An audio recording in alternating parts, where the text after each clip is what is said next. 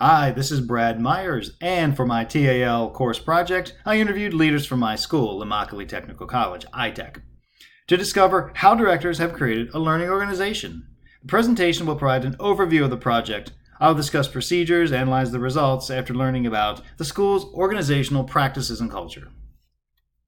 ITech is located in rural Southwest Florida's farming region. In addition to my GED classroom, some programs include auto technician, culinary, early childhood education, English language learners, and cosmetology. For full disclosure, I have taught at ITech for 4 years. I interviewed the director and assistant director. I asked how they create organizational learning structures, an atmosphere for learning, a learning culture, the challenges they have faced, and how they've overcome the challenges. And I also asked what they see as the successes and the strategies that led to the successes.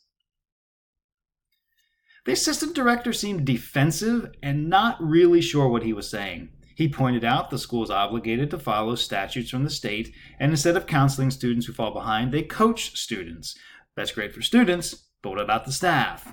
He also said sometimes they make sweeping changes because the state looks at the numbers. The director provided better references to point to a learning organization.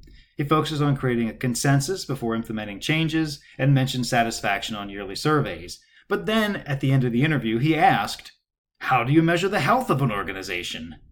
That question felt like a plea for guidance on how to move forward. With the information from the course and answers the directors provided, I began to think about how the school's mission pairs with how the organization learns and grows to help its students. I thought about how leaders organize the structures and what actions could be taken to align learning to achieve results. First, I thought of framing. I think the leaders at the school have limited vision because they have not been looking at the whole picture through different frames. By using frames, they can begin to understand the individual departments and how they function. The concept of framing using multiple viewpoints is a key requirement for formulating new and better ways to enact strategic changes. By asking the right questions and looking at the organization through multiple lenses, you can receive better answers. Or as Bowman and Deal say, viewing an organization through frames and more frames is useful because managers can be more effective. If you see what happens through different people's eyes, you can respond in a flexible, creative way to solve problems. I also think that ITech leaders should consider doing some systems thinking. This coincides with framing because if the directors institute some true problem solving, they may be able to create new structures to improve on the past miscues. Through double loop learning, Kim says, they could build the capacity to make observable changes. One theme that kept coming back was that of the lack of dialogue at ITech. If the leaders would encourage more dialogue between departments, not just holding open the door, then the administration would have the opportunity for everyone to learn from each other's expertise. This could produce results. I believe that dialogue could take place in communities of practice. Through sharing best practices and integrating new knowledge with existing information, ITech teachers can better prepare material to increase student success. The dialogue should be throughout the hierarchy of the organization to ensure input from all stakeholders.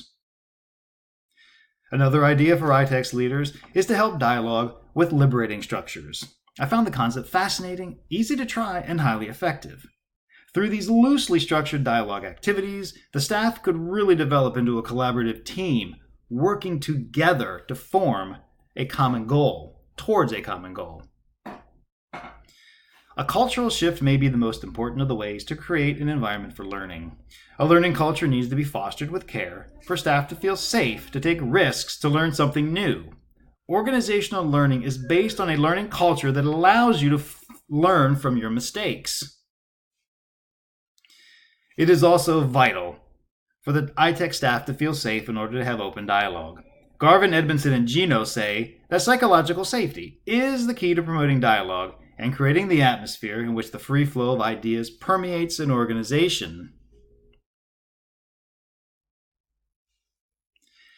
Gill says that leaders need to manage minds like coaches, but mind coaches seek to further reflective practices and reinforce learning by participating in learning activities with staff. They model the behaviors and project that learning matters.